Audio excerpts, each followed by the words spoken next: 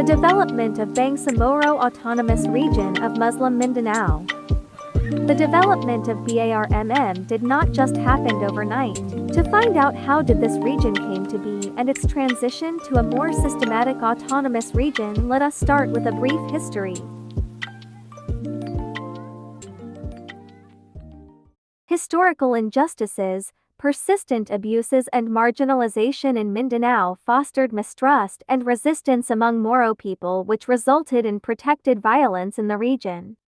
The Jabita massacre in 1968 was among the many incidents that heightened Moro desire to exercise their right to self-determination and demand for independence from the Republic of the Philippines. Various Muslims revolutionary groups such as Muslim Independence Movement in 1968, Moro National Liberation Front under Nur Miswari in 1973 and the Moro Islamic Liberation Front under the late Ustadz Hashim Salamat in 1978 were formed due to these incidents. The government of the Philippines engaged the MNLF and MILF in peace talks to find political solutions to the problems and put an end to the war and violence in Mindanao. This led to the establishment of autonomy covering 13 provinces and 9 cities in Mindanao called Tripoli Final Peace Agreement, signed on December 23, 1976. Presidential Decree No. 1618 declared the areas covered in the Tripoli Agreement as interim autonomous regions headed by 2 regional commissioners. The Office of Regional Commissioners was abolished on September 20, 1979 through PD 1639 and their powers were transferred to the Place Executive Board.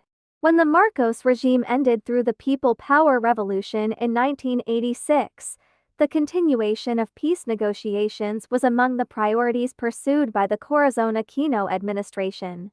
The 1987 Philippine Constitution enshrined the creation of the autonomous region in Muslim Mindanao under the sponsorship of the Moro delegates to the 1986 Constitutional Commission. A bill drafted by the Regional Consultative Commission was later passed into law as Republic Act 6734, known as the Organic Act for the Autonomous Region in Muslim Mindanao.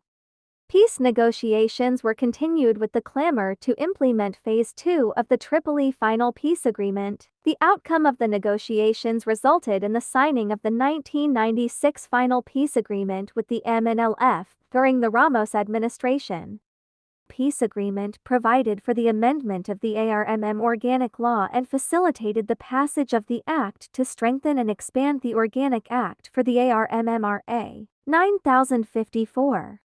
The creation and strengthening of the ARMM was intended to address the call for self-governance and bring about development in the southern part of the country. You'd be wondering, why did ARMM changed into BARMM? Let's find out. It was perceived that the ARMM fell short of delivering the benefits of peace to the Bangsamoro. In October 2012, the government of the Philippines and MILF signed the Framework Agreement on the Bangsamoro and the Comprehensive Agreement on the Bangsamoro in March 2014. These provided for the creation of a new entity that will replace ARMM, as well as stipulations of several transitional processes and modalities.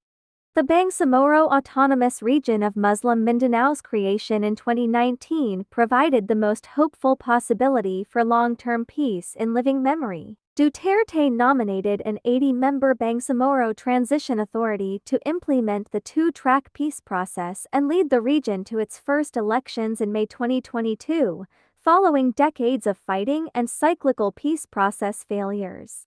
The majority of Bangsamoro Transition Authority ministers were former guerrillas who had dedicated their lives to revolutionary war but now had to establish a parliamentary system, implement a legal and policy architecture, establish government bureaucracies, decommission combatants, and provide basic services to their impoverished communities. One of the main goals of the creation of BARMM is to support the growth of the halal industry by offering capacity building and high-quality laboratory services that comply with regulatory and statutory requirements and meet worldwide standards. Just February this year, Bangsamoro region accredits more halal certification companies. Halal is no longer just a set of additional Islamic rules for food and food processing. It has grown into a massive and quickly increasing worldwide market that affects and includes Western biotechnological firms. As a result, the food sector is paying more attention to Muslim needs, such as avoiding components like gelatin, glycerine, emulsifiers, enzymes, and flavoring agents that could be contaminated with porcine residues or alcohol.